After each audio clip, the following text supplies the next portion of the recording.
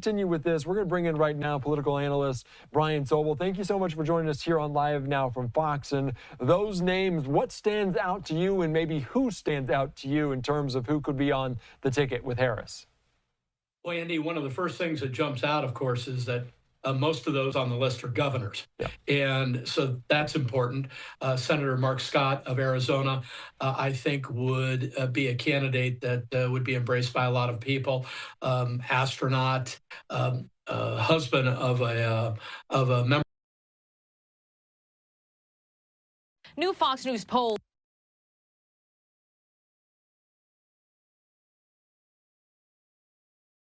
All right, thank you to Madeline Rivera for that latest report on some of those poll numbers as we're following it here very, very closely on Live Now from Fox. Like I said, just about 100 days until this November election. Just as we approach the top of the hour, let's continue on with this conversation about 100 days until the presidential election. Also potential sweepstakes on the Democratic side as well. I want to put up just this, the short list right now that is continuing to get narrower and narrower.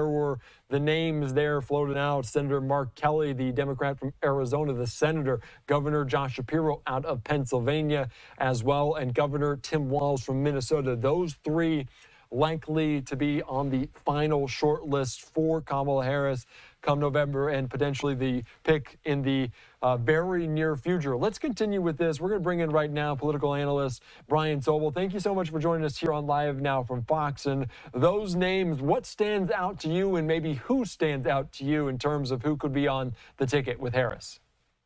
Well, Andy, one of the first things that jumps out, of course, is that most of those on the list are governors. Yeah. And so that's important. Senator Mark Scott of Arizona, I think, would be a candidate that would be embraced by a lot of people.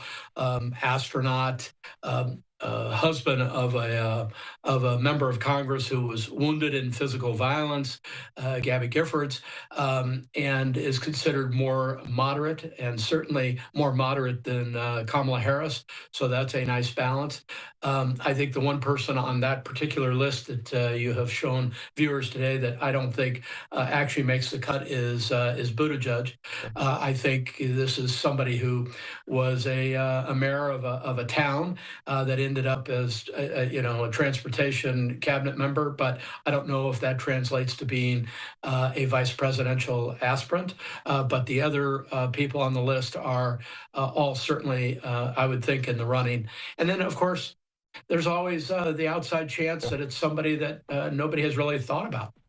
Yeah, no, that is a very good point as well. Those governors there on the list maybe throwing their support behind Biden and now quickly shifting gears to endorsing Kamala Harris. I do want to ask you about the factors that might go into this vetting process that goes into ultimately making the decision about this. And some of those individuals, Kelly from Arizona, Shapiro from Pennsylvania, Minnesota, Tim Walz, all certainly battleground states. Maybe how much is name recognition? How much is the state in which kind of they are residing over as governors of? How much do those weigh the factors? Well, the easy answer is all of it. It all goes into the calculus. And picking a vice president is a matter of geography, of record, of what they've done in their own careers, particularly. So the one thing that you see in governors is that they have been the chief executive officer of their own states. That means they have kind of a wider view of things, and that oftentimes is an important element in picking somebody. But it's not the final determinant. It can be one of those things or many other factors. We were just looking there at Mark Kelly a second ago. He brings another element to it, sort of an American hero element to it, as an astronaut and military man. So each candidate is selected for consideration based on, probably a list of 10 or 12 attributes.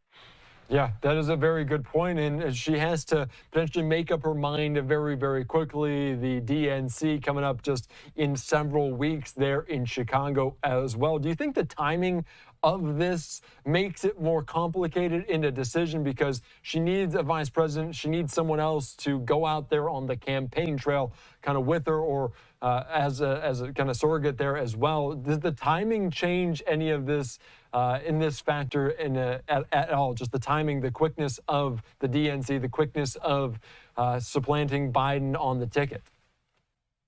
Absolutely. It's crunch time. Joe Biden dropped out very late in the going. Now, in contrast, there are places in the world where elections don't even start until 60 or 45 days before the election because it forces people to focus very much on the election. But in the United States, we have cycles that seem to go on almost forever. But in this case, it is really Kamala Harris that has very little time to make her national case. And I guess if I were advising the Dems, and they have plenty of good people, just like the Republicans do, you would say, hey, establish Kamala Harris as the candidate solidly before you introduce another person into the mix that the American people have to then evaluate as the number two. And I think that's why you're probably not going to see much before the convention. She really has to stake out her ground. We, as an American public, haven't heard much from her for 4 years. She's been the vice president, and that's not atypical. But she now has to establish her voice, her policies, her go forwards.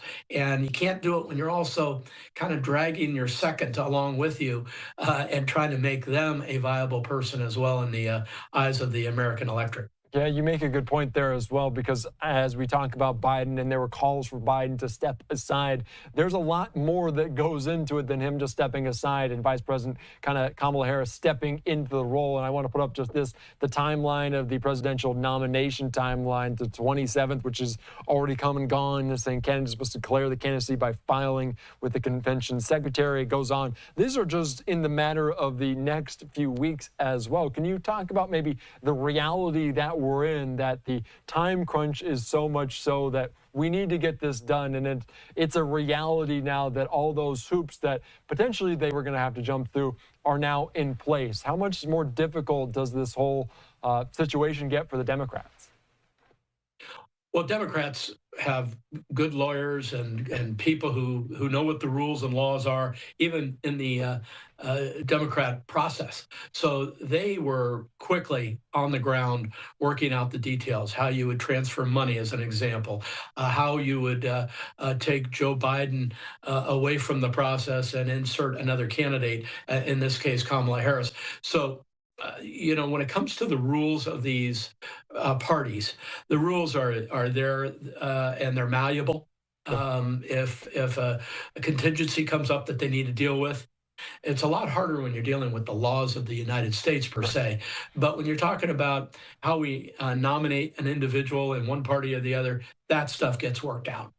Okay, yeah, and they're working it out in real time right now, because it was just 7 days ago, almost exactly at this time, that Biden has said he would step aside, step down, and not seek re-election. All right, another topic that has been a focus this week is the debates, because there has been maybe a little bit of controversy, uncertainty about when this debate would happen. I want to put up this tweet from the Trump campaign talking about the general election debates, talking about how the general election debate details cannot be finalized until Democrats formally decide on their nominee. There will be a debate, right, Brian? There has to be a debate to get people to kind of see what's going on. That's not necessarily a question, is it? Well, at this point, we don't even know who Vance would debate. Right. But at the top of the ticket, certainly, I think we can expect that Donald Trump will be debating Kamala Harris, and maybe more than once. And that will give the American voter a chance to compare and contrast. And that's what these debates are all about. And I think most people should be very eager to see it. Yeah, let's talk about the strategy of the debate because Kamala Harris may be a little bit on the offensive as she has been early on in this presidential campaign that's less than now a week old, talking about how Trump is backpedaling, but Trump has said he will debate anytime, anywhere. Maybe talk about the strategies in place of setting each candidate up for success on their side about what they need to see from a debate and what they need to see from a timetable schedule, but also maybe a network plan. Maybe a rough, very rough analogy would be the run up to a boxing match. Sure. You know, you've got the two boxers, their camps are talking. There's this back and forth. There's the weigh in where they're staring at each other, and then there's the match. That's very much what you see in a one on one contest for something like a presidential debate. Trump comes out and says, well, they don't even have a candidate. Call me when they have a candidate that's nominated. She fires back and says, well, he's afraid to debate. Well, this is the kind of the run up. This goes back and forth, but all of a sudden a date will emerge and both of these camps will begin preparing for it. And all the other stuff that goes on in between is a lot of chatter. With the attempt to sway independents and those Republicans and those Democrats who haven't made up their mind. And as you know, that's a very, very slim lane.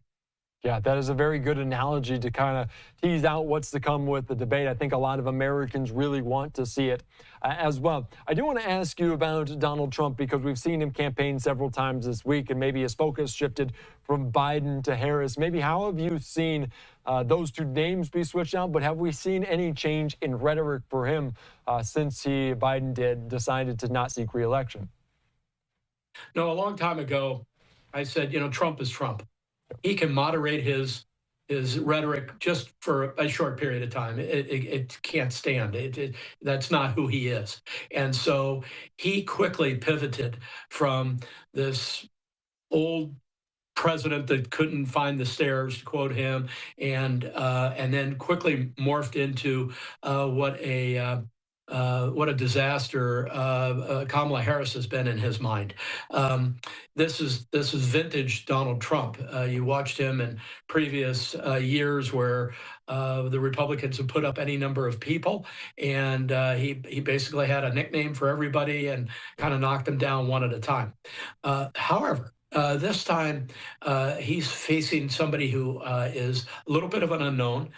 She's known by name, of course, but we don't really know a lot about Kamala Harris. We do out, by the way, in California. In California, people out here and analysts like me have been watching her for years. But I'm talking about the totality of the electorate. They have to learn who she is, and so Trump's got a window here to define her before she defines herself, which is what he's trying to do right now. And her job, of course, is to define herself, but also to attack Donald Trump. And this is going to be what's going to happen over the next 100 days. Yeah, that is a very good way to put it, and potentially trying to figure out that definition. Whoever maybe leads that charge, leads the narrative, could control the narrative as well. And I have to ask you, maybe people don't know a ton about her policies. She's been kind of under Biden on that ticket. Does that benefit, though, Harris, for her in this race, that maybe people don't know a ton about that? Oh, it's very beneficial. She can go out and tweak the narrative, or even create a narrative that carefully threads the needle between her being very progressive, which she is, but yet still appealing to moderates. And she has to do that by really reframing some of her opinions about things. It's going to be very interesting to see, as an example, how she handles the southern border. She was tasked with dealing with the southern border, and now there's a bunch of rhetoric about, well, I wasn't made the czar, I was, overseeing a component of it, whatever. To the American public, she was charged with taking care of the southern border problem. It didn't happen. And she's got to come up with a reason why it didn't happen to the expectations of the American public. And those kinds of things are what Donald Trump can use as wedge issues. She has her wedge issues as well against Donald Trump. So we're going to see over the next weeks how each of them try to frame this so that they can draw it out.